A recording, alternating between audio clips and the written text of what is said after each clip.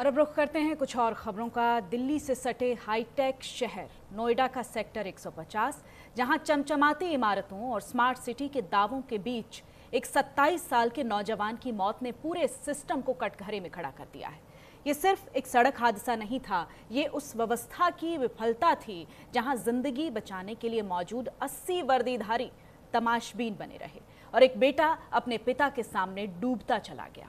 Software engineer युवराज मेहता, गलगोटिया से BTech, बड़े सपने, बेहतर भविष्य की तलाश, लेकिन किस्मत उसे सेक्टर 150 की उस खाई तक ले आई जो विकास की लापरवाही से भरी हुई थी। शुक्रवार की वो काली रात, कोहरा, अंधेरा और एक निर्माणाधीन मॉल का पानी से लबालब बेसमेंट। युवराज की कार सीधे उसी मौत के गड्ढे में जा गिरी।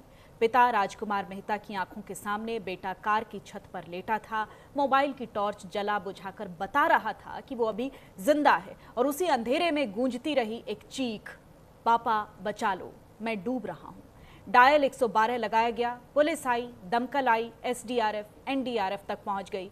करीब 80 लोग मौजूद थे, लेकिन कोई पानी में नहीं उतरा। कारण, पानी ठंडा है, अंदर सरिया हो सकता है। ये बहाने थे या डर या फिर सिस्टम की संवेदनहीनता? पिता खुद पानी में कूदने को तैयार थे, लेकिन उन्हें भी रोक दिया गया। एक डिलीवरी बॉय मुनिंदर ने हिम्मत दिखाई, रस्सी बांधकर पानी में उतरा, लेकिन तब तक बहुत देर हो चुकी थी। रात 1:45 पर युवराज कार समेत पानी में समा गया। पोस्टमार्टम रिपोर्ट साफ कहती है, फेफड़ों में 200 मिलीलीटर पानी भरा था, दम घुटने और हार्ट फेलियर से मौत। यानी अगर समय रहते हाथ बढ़ा दिया जाता तो आज युवराज जिंदा होता। इस मौत ने सरकार को भी झकझोर दिया है। मुख्यमंत्री योगी आदित्यनाथ ने सख्त कार्रवाई की बात कही है। नोएडा प्राधिकरण के सीईओ को हटाया गया है, जूनियर इंजीनियर की नौकरी गई, 3 सदस्यीय एसआईटी गठित हुई है और उन पुलिसकर्मियों से पूछताछ होगी जो तैराकी जानते थे फिर भी पानी में नहीं उतरे। लेकिन बड़ा सवाल अब भी बाकी है, क्या सिस्टम की ये कार्रवाई एक पिता की चीखों का जवाब है? क्या युवराज को इंसाफ मिलेगा और क्या अगला युवराज बनने से कोई और नौजवान बच पाएगा? क्योंकि सवाल उस सिस्टम का है जो जिंदगी के सामने आज भी बहाने चुनता है। आपको हम ग्राफिक्स के जरिए इस पूरे घटनाक्रम को एक बार समझाते हैं कि कैसे ये पूरी घटना घटी है, कैसे एक इंजीनियर को सिस्टम ने मार डाला है। कुछ मिनट में ही पुलिस वहां पर पहुंची। कैसे ये पूरा घटनाक्रम हुआ है समझिए इसको। रेस्क्यू का कोई इंतजामात वहां पर नहीं थे। पुलिस वहां पर पहुंचती है लेकिन रेस्क्यू के इंतजाम नहीं थे। पुलिस के पास गोताखोर नहीं, बोट का इंतजाम नहीं हो सका। पुलिस, फायर ब्रिगेड, एसडीआरएफ जवान भी पानी में नहीं उतरे। फायर ब्रिगेड, एसडीआरएफ की टीम मौजूद होने के बावजूद रेस्क्यू नहीं हुआ। 2.5 घंटे तक गाजियाबाद से एनडीआरएफ के आने का इंतजार होता रहा। एनडीआरएफ के आने के बाद बॉडी निकालने में 4 घंटे का वक्त लगा। तो आप समझ सकते हैं कि किस तरीके से ये पूरा घटनाक्रम हुआ और कैसे इस सिस्टम ने, संवेदनहीन सिस्टम ने एक नौजवान की जान ले ली। लोकेश एम, नोएडा अथॉरिटी के सीईओ इस पूरे मामले पर हटाए गए हैं। किस पर कार्रवाई हुई है, कब कार्रवाई हुई है, इन सारी बातों को लेकर भी अब लगातार अपडेट आपको दे रहे हैं। आरपी सिंह जो कि जीएम हैं, उन पर भी कार्रवाई हुई है। ये वो ऑफिसर्स हैं जिन पर कार्रवाई की गई है।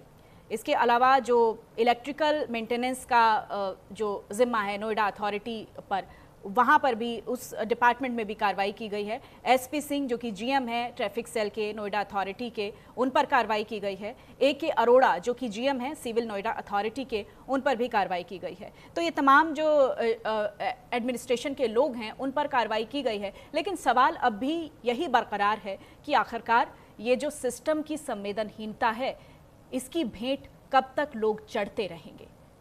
साथ ही आप ये तस्वीरें भी देख रहे हैं जिस जगह पर ये दुर्घटना हुई है, वहाँ की हम आपको तस्वीर भी दिखा रहे हैं और किस तरीके से एक सिस्टम की संवेदनहीनता की वजह से एक शख्स अपनी जान गंवा बैठा और एक पिता के सामने 80 मिनट तक एक बेटा चिल्लाता रहा कि पापा मुझे बचा लो, लेकिन उसे बचाया नहीं गया।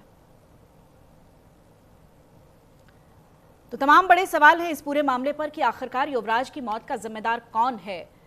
जब तमाम तरह के दावे किए जाते हैं, सुरक्षा के दावे किए जाते हैं, कहा जाता है कि लोगों की सिक्योरिटी के लिए पुलिस, एडमिनिस्ट्रेशन हर तरह से तत्पर है, तो वो वायदे धूल होते क्यों साबित होते हैं जब इस तरह की घटनाएं घटती हैं? 2.5 घंटे तक गाजियाबाद से एनडीआरएफ के आने का इंतजार होता रहा। ये पूरी जो घटना है उसके 30 मिनट के बाद वहां पर पुलिस पहुंचती है और करीब 1.5 घंटे के बाद जो है वहां पर एनडीआरएफ पहुंचती है। तो आप समझ सकते हैं कि कितना डिले हुआ है। और ये जो डिले हुआ है, जो नेग्लिजेंस है, इस पर जो एडमिनिस्ट्रेशन है वो निश्चित तौर पर सवालों के घेरे में है। कार्रवाई भी हुई है, लेकिन ये जो अब कार्रवाई हो रही है ये एक नज़रअंदाजी की वजह से जो घटना घटी है इस पर पहले से गौर क्यों नहीं फरमाया गया। कौन है युवराज की मौत का जिम्मेदार? क्या नोएडा अथॉरिटी है, क्या बिल्डर है, क्या एसडीआरएफ है, क्या पुलिस है, क्या फायर ब्रिगेड सिस्टम है जो समय पर नहीं पहुंचा, जिसकी वजह से युवराज को अपनी जान गंवानी पड़ी?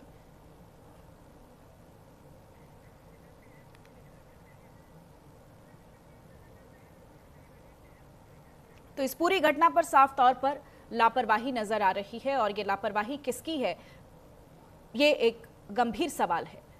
लापरवाही का ये गड्ढा कैसे बना? क्योंकि 27 साल के युवराज मेहता, जो कि एक पेशे से सॉफ्टवेयर इंजीनियर थे, उनकी मौत हो गई है इस गड्ढे में।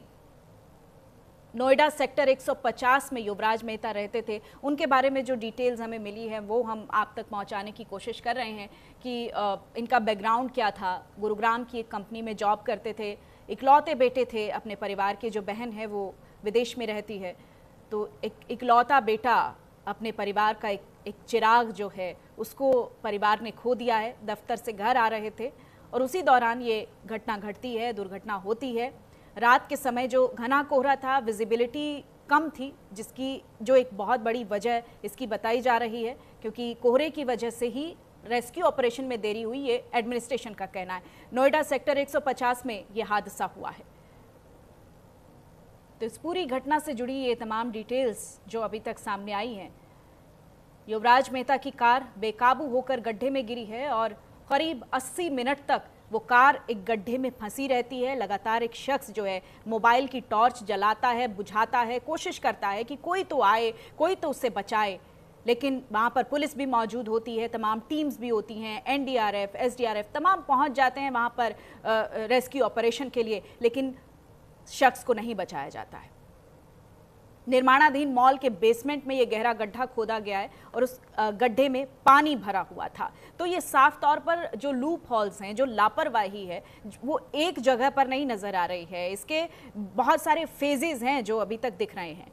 कार समेत एक शख्स गड्ढे के पानी में गिर जाता है। इससे पहले भी इस तरह की घटना वहाँ पर हुई है। एक ट्रक के वहाँ पर डूबने की खबर सामने आई थी, लेकिन उसके बावजूद वहाँ किसी भी तरह का कोई सुरक्षा के इंतजामात नहीं किए गए। अगर विजिबिलिटी शून्य है, अगर वाहनों पर सुरक्षा के इंतजामात नहीं हैं, तो उनकी सिक्योरिटी का जो जिम्मा है वो पुलिस पर है, एडमिनिस्ट्रेशन पर है। उन लोगों की लापरवाही क्यों रही इस पूरे मामले में, ये एक बहुत गंभीर सवाल है। कार समेत एक शख्स जो है गड्ढे में डूब जाता है, लापरवाही के गड्ढे में समा जाता है, लेकिन लाचार सिस्टम जो है वो इस घटना से कुछ नहीं सीखता है।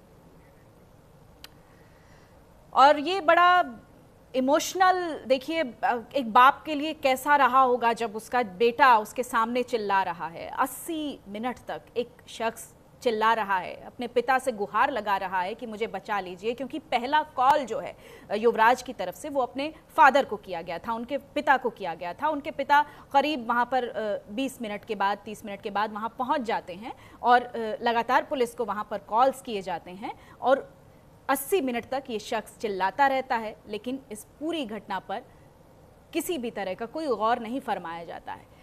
तो कौन कौन इस पूरी नोएडा अथॉरिटी में कौन कौन शामिल हैं ये हम आपको बता रहे हैं, और युवराज की मौत का जिम्मेदार कौन है, क्योंकि एक जगह पर लूप होल नहीं है, ये अलग अलग सेक्शंस पर साफ तौर पर दिखाई दे रहे हैं। चाहे नोएडा अथॉरिटी की बात कर लें, हम नोएडा पुलिस की बात कर लें, बिल्डर की लापरवाही की बात कर लें, एसडीआरएफ टीम मौके पर थी, लेकिन एसडीआरएफ की तरफ से जिनको तैराकी सिखाई जाती है, जिनका एक इसेंशियल होता है कि आपको तैराकी आनी चाहिए, वो लोग पानी में डूबने से कैसे मना कर सकते हैं? वो उन्हें तैरना नहीं आता, ये बात वो कैसे कह सकते हैं? ये तमाम बड़े सवाल हैं। फायर ब्रिगेड मौके पर नहीं पहुंची, तो ये जो डिले हुआ इस पूरे घटनाक्रम के बाद जो एक चुस्ती दिखाई जानी चाहिए थी, किसी को बचाने के लिए जो प्रशासन का बड़ा जिम्मा है, जो कोशिश करनी चाहिए थी, उस कोशिश में जो देरी हुई है, उसकी वजह से साफ तौर पर ये युवा आज हमारे बीच में नहीं है। अपने पिता से गुहार लगाता रहा, लेकिन पिता भी बेबस नजर आए। लगातार वो उस गड्ढे में नजर गड़ाए हुए थे कि कोई तो उनके बेटे को बचा ले, लेकिन किसी ने भी डूबने से किसी ने वहां पर अंदर उतरने से, पानी के भीतर उतरने से मना कर दिया। तो ये एक बहुत गंभीर सवाल है जो एडमिनिस्ट्रेशन पर खड़े हो रहे हैं। और अब बात बिहार के पटना की